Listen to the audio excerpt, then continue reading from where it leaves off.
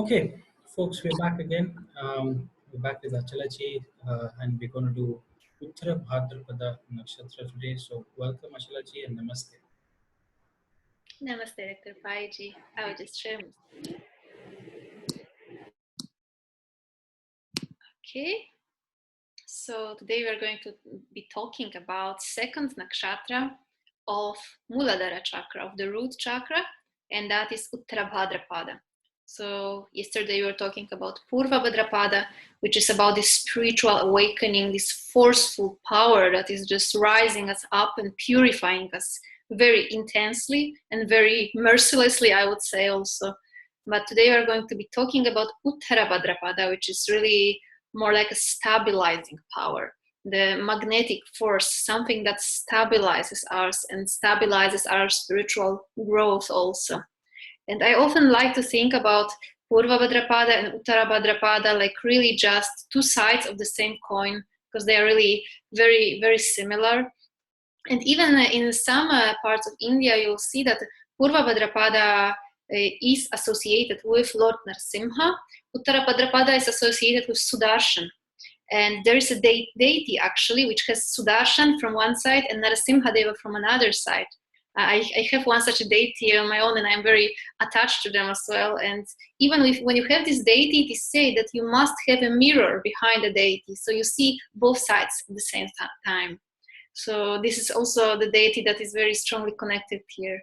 And when we are talking about Uttara Bhadrapada, we also must mention the third eye chakra, because also one of the Beeja mantras of Uttara Bhadrapada is connected to third eye.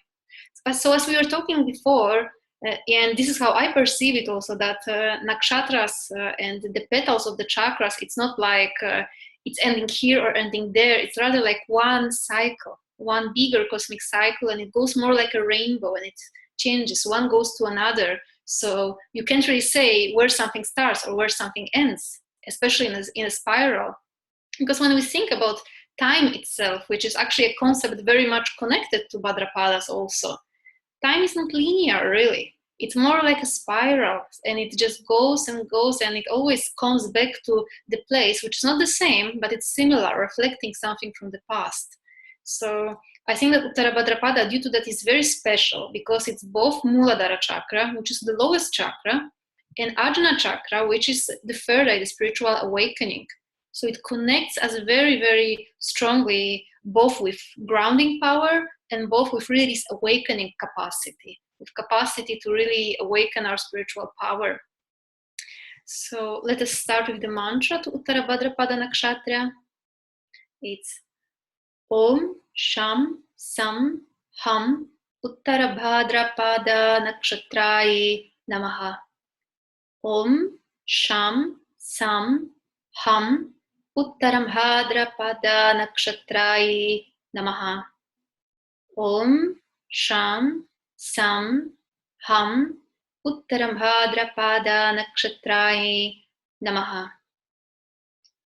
And these particular Beeja mantras, which started already, this particular section of Beeja mantras, which are Sham, Sham, and Sam, when we think about these sounds, what they really resemble, it's like hissing of a snake, isn't it?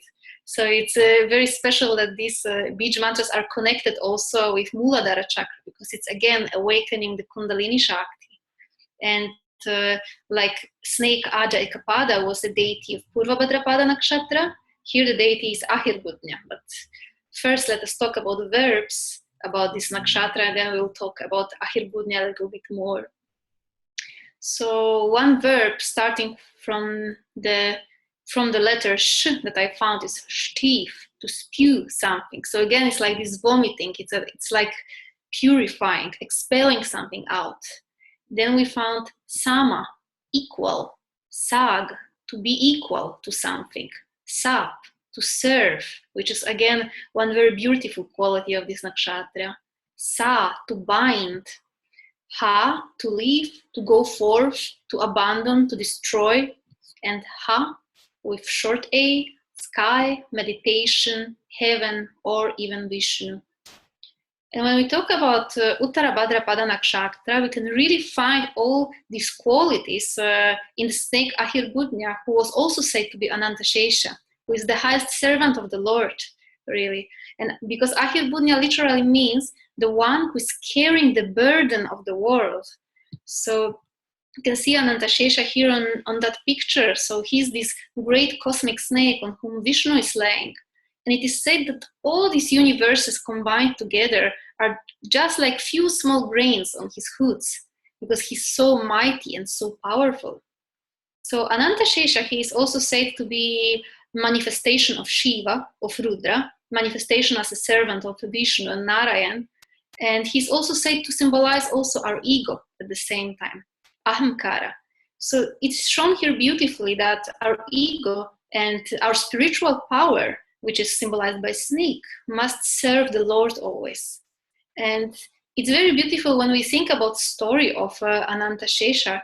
So Ananta Shesha was always carrying this burden of the world on his head.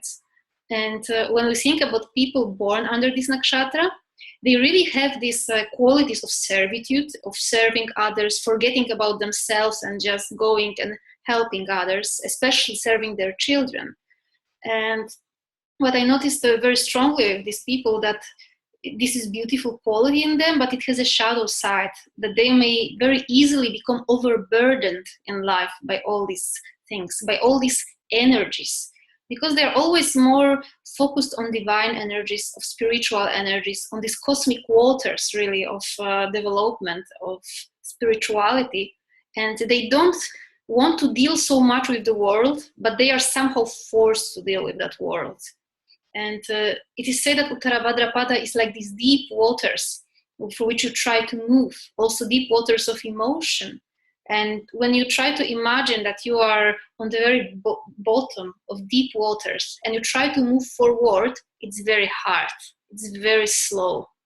So this nakshatra also can bring a lot of slowliness. So things are not happening as fast as we want. It can be kind of stagnation also. And I saw many of these people are pretty frustrated because they're just like, why things are happening so slowly in my life? I'm so overburdened by my duties. And they always say I'm overburdened by the world, because again, world was on the top of the head of Ananta Shesha. So I feel like world is overburdening me. Like I don't want to have anything to do with that. I just want to focus on my spiritual development, or I want to focus more on the things that I love. But again, the planet here is Saturn. So Saturn says, be grounded, be patient, go slowly, and go and serve others also. I find it also so beautiful that the particular tree connected with that nakshatra is Neem. It's very bitter. It's like this bitter medicine that we don't like too much. And I know that in one temple of Shri Krishna, in Radharaman temple, when there's a rainy season, they tend to give him candies made of sugar and neem. And then they distribute it to devotees. So devotee can always accept all that is sweet, but all that is bitter also from the world. So really accepting these bitter experiences. And I know of one person actually who really felt like this feeling of being overburdened with the world and so on. And she wanted to be focused more on her spiritual development. And due to that, really certain bitterness was awakening in her also. And I just told her to try and eat neem regularly every day, so that the power of this nakshatra can be satisfied. So you still get the bitter experience every day, but in the way you like it. And it really helped the person. So I would really recommend everybody who has any troubles with this nakshatra to eat neem really regularly and to get the bitter experience in that way rather than the other way. And I didn't finish the story of Ahirbudnya because we went so far away. But what I wanted to say about Ananta Shesha, so he felt very overburdened by this world, and he was like the helper of the world because he's carrying all the world on him. He's foundation of the world, but at the same time, he has no foundation on his own because he's just floating on the cosmic ocean. And Ahirbudnya, he had a desire. I want to find a foundation. I want to have my foundation in any way because I am just floating in this cosmic void and everything is on my head, but I don't have any foundation on my own. And this is why these people also very often feel like I am giving support to everybody, but I do not receive support. And then what happened? Of course, Vishnu laid down upon Ananta Shesha. And then Ananta Shesha started to carry also Vishnu upon himself. And then what happened in the process of creation, what is very beautifully described in Srimad Bhagavatam, that from the pores of Vishnu, the water started to flow. Cosmic rain, which is the Shakti of this nakshatra, and which is really the cosmic rain of divine grace. And it is said that this cosmic rain from the pores of Vishnu, it filled the void of the universe up to the half. So Ananta Shesha could lay down finally on something. And I found it very beautiful and very symbolic that these people really need to find their foundation and their support in God, in the Supreme, and in serving God, nothing else, because they won't find it in the world. That's simply not their way in this lifetime, because their way is to be the supporter, not to be supported. But once they have this devotion, they will receive the help from the divine, and it will definitely come. And of course, water, again, it's when we think about water, it's not necessarily the most stable substance we can imagine. So again, it's very much about faith, about laying on our own faith, literally, like Ananta Shesha is laying here on the waters, and just believing that God will take care and doing our own best. Because ultimately, it's like the last nakshatra of Saturn. So it's the highest self of the Saturn in a way, which is servitude, service to others, really. The most beautiful quality, while always having, of course, highest God in our minds.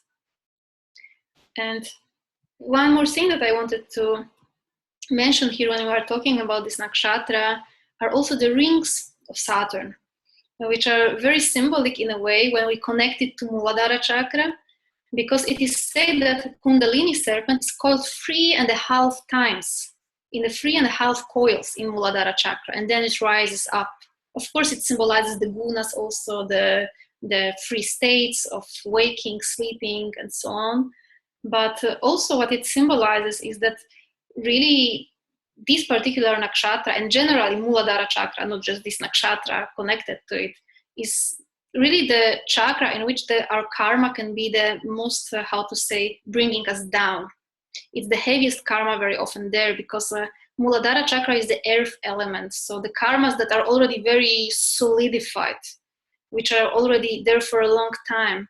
And I also believe that this is why Saturn has these rings to remind us about it, really. And that really these 3.5 coils, which are Kundalini serpent, they represent these rings around Saturn, these karmas that are there.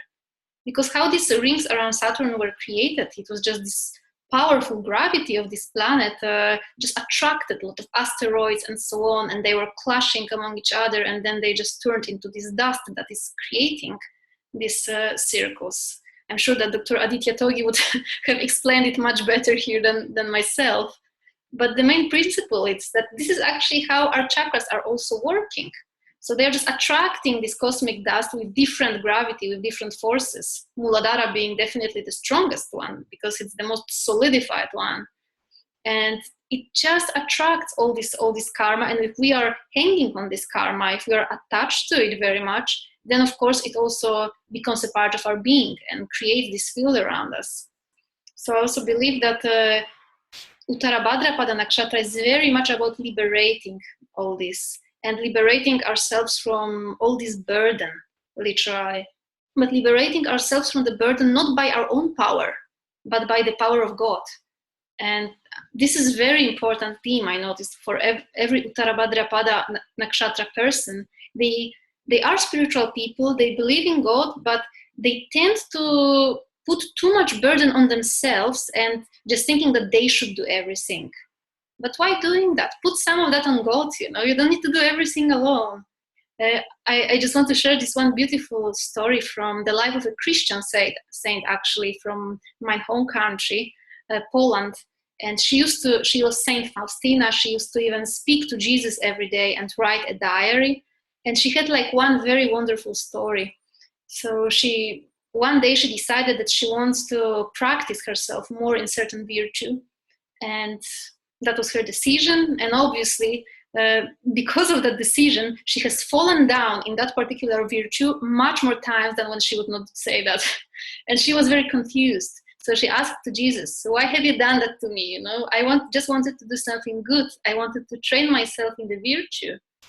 And Jesus just came to her and said, look, the lesson here for you is very simple.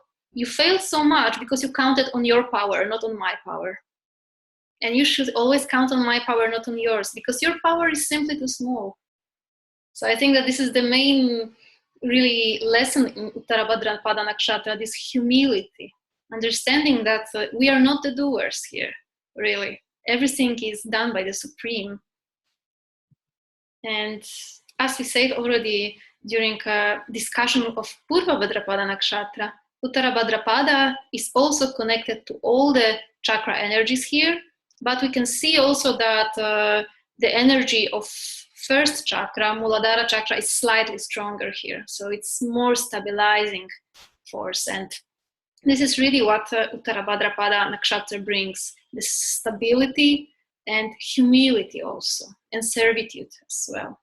So that's all that I have to share on Uttara Bhadrapada Nakshatra. Again, I think, Achalaji, you have done a fantastic job with this nakshatra. I've heard many people talk about this nakshatra, but with the depth which you have spoken, I could connect with every point that you mentioned perfectly. And even your pointers were on Ananta Shesha, where he is holding the entire world on his head, and he's balancing it, and he has to be completely still. He can't make any movements because that will cause the imbalance. And this is exactly true. What you see with this nakshatra is ahi. Ahi means serpent. Buddhya means at the bottom. So he's called as the serpent at the bottom. But when you say serpent at the bottom, he's also connected to many of the scholars also believed he is a serpent of the clouds. Yes. He's the Rudra of the clouds. He resides in the clouds, and those are the waters that he is very active in. And that's why he brings the rainfall. And that's why this nakshatra is connected to Varsha Dhyamana Shakti. And I'm glad that you mentioned about the neem tree. And there's been a research which says in arid environments, wherever there is a desert, a lot of neem trees are grown because neem is supposed to attract clouds and then create them into rainfall. The neem tree. And this is a research. So it's very fascinating to know that. And that's a beautiful thing that you also mentioned about this nakshatra being connected to Sudarshana. Very fascinating, because that reminded me of the rituals of Jagannath Puri. I don't know whether you know where is Jagannath. Jagannath Puri is in Orissa, in the northeastern side of India, and is very famous for this three stumps that you see there. And there's a story how these, they're made of wood, and they're made of neem trees. The wood, the stump of the, yes, they're made of the neem tree. And usually every 12 to 14 or 15 years, a dream comes in the main priest, the main priest of the temple. A dream comes, and in the dream, it is Lord Krishna himself comes and he takes them and shows them, because it's Balram, Radha, and Krishna.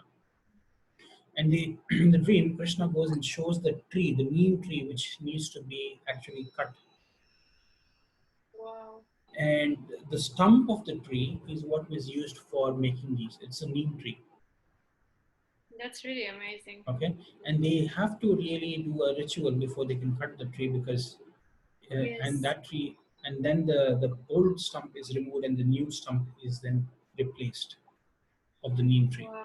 So basically, I had no idea that this was a neem tree, and that is so amazing now when you think about it, because when there is because every little while, right, they need to replace these deities, and when they are replacing them, they are actually chanting the mantra Ugram Viram Mahavishnu Jvalantam Sarvatomukham Narasimham Vishanam Bhadram Mrityum Namamyaham. So mantra to Narasimha again. And it's so amazing, because even when we see Uttara Bhadrapada is also connected to Lakshmi. And yes. Lakshmi and Ananta Shesha. That's and why even when Narasimha, you never see him alone actually. Lakshmi Narasimha. Lakshmi or Ananta Shesha, either or two of them. just to have this stabilizing force always with them, just something to make them stable and calm again. So as you mentioned, Achala ji, these people can take neem, or they can also for a spiritual upliftment if they're going through. As you said, these people always have this thing. Why me? They're as if they're Mm. taking too much. They're taking the world on their head. Yes. And sometimes they really need to, and that's a beautiful message, I think, is sometimes they really need to rely too much on God, because when you have prominent planets here, I've seen many people who go very deep into spirituality. They say, it's because of you, Lord, that I'm having all of this. But sometimes they kind of take too much, like the Ananta Shesha. He's holding the entire universe on his head. And so this is another beautiful nakshatra that I feel.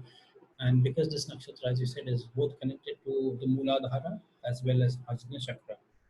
So this is a great nakshatra, because again, this nakshatra is also, as you said, it's connected to Lakshmi.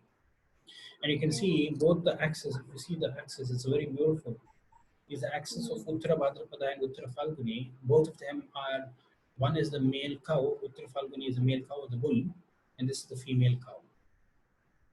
Okay, and Yes. then the other axis you see is the male dog and the female dog. So the male dog is Mula Nakshatra, and the female dog is Adra. So it's as though you can see the cross. One side is the male-female dog, and the other side is the male-female cow. So Beautiful. you can see how nakshatra is, and it's very fascinating when you get to know all of these things. So, but I'm very glad, Achalaji, that we're doing this again. Fantastic, I have to say. Every bit of information that you've given exactly weaves the story of Uttara Bhadrapada. I've seen many of them, Uttara Bhadrapada natives might be interested in documentaries. I've seen writers or producers or directors wanting to do documentaries in deep sea. And if you see, Wow. when you go to the deep sea, what is fascinating about the deep sea is they are weird creatures there that you'll never see. Like the angler fish and how they move very slowly, they're very slow. But you see them, they have a different shape. They have. So I find that these people, Uttara Bhadrapadas, could also be very, very unique in some areas or some skills, although they might be very slow and they think that life is moving at a very slow pace, but at the same time they are very, very intellectual people, and could be Yes. very different from others. The likeness could be very different, and that's why they Yes. achieve a lot in their life. And I've seen this nakshatra because it's connected to Lakshmi. I've seen many billionaires, and millionaires have some connection with Uttara Bhadrapada. There are many nakshatras which are can give you this, like Rohini, Chitra. I've seen, so many others. The Falgunis. Um, I've seen Uttara Bhadrapada. Bill Gates seemed to be having his moon in Uttara Bhadrapada. So you Oh, can see, really? Wow. yeah, Bill Gates in the sidereal system of nakshatras. If you see, he has his moon here.